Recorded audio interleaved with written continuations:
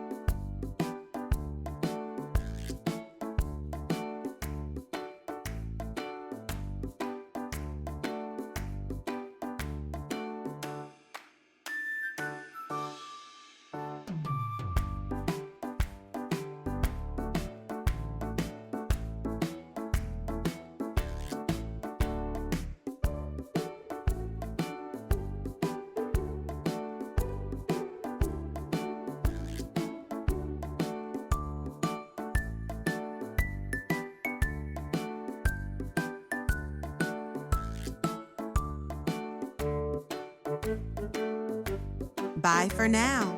See you next time.